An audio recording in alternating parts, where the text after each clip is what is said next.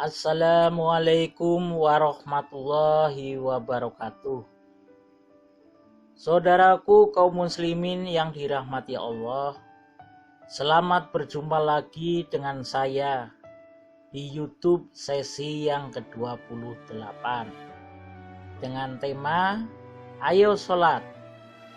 Saudaraku kaum muslimin yang dirahmati Allah Subhanahu wa Ta'ala, dalam Al-Quran surat Al-Isra ayat 78, Allah Subhanahu wa Ta'ala berfirman, yang artinya, dirikanlah sholat dari sesudah matahari tergelincir sampai gelap malam, dan dirikanlah pula sholat subuh.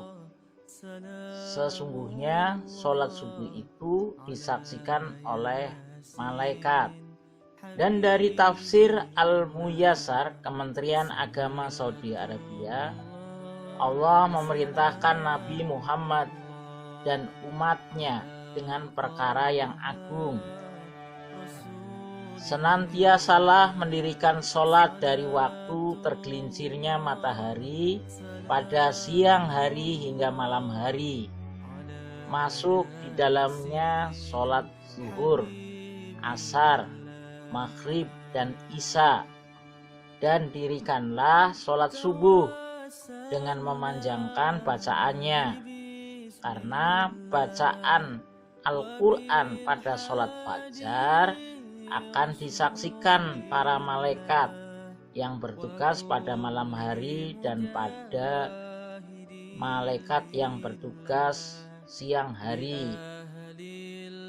Kemudian Allah memerintahkan Rasulullah Shallallahu Alaihi Wasallam untuk mendirikan sholat sunnah tahajud pada malam hari untuk memperbanyak bacaan Al-Quran agar beliau mendapat derajat pemberian syafaat bagi kaum muslimin pada hari kiamat.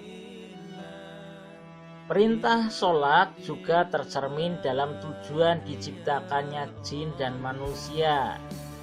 Dalam Quran surat Az-Zuriyat ayat 56, Allah Subhanahu wa Ta'ala berfirman, yang artinya, dan aku tidak menciptakan jin dan manusia melainkan supaya mereka mengabdi kepadaku.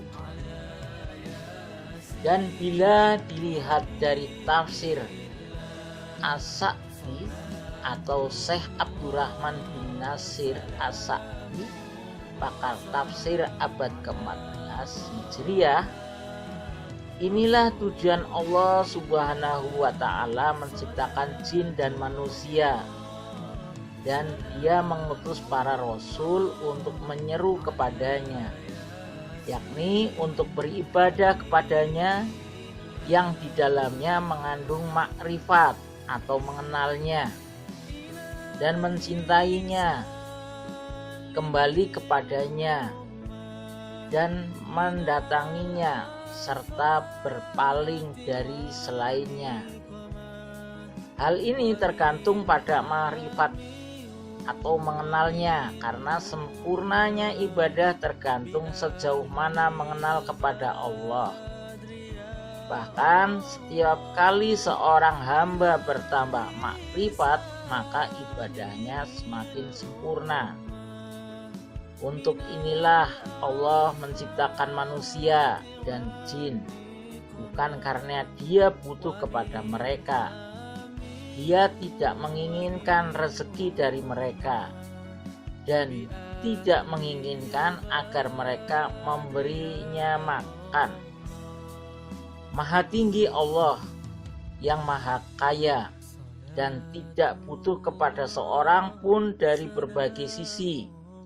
Bahkan semua makhluk butuh kepadanya dalam semua kebutuhan mereka, baik yang penting maupun yang selainnya.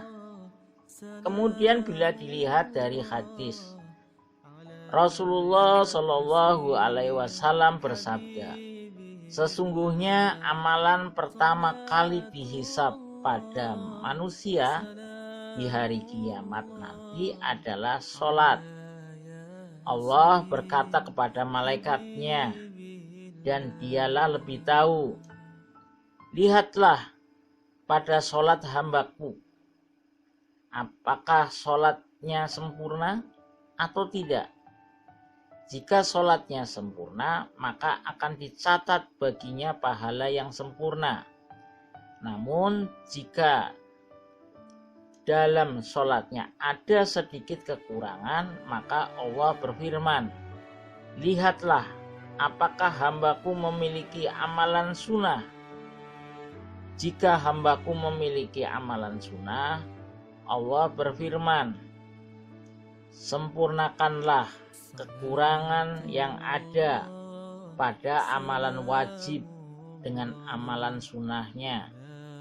Kemudian amalan lainnya akan diperlakukan seperti ini.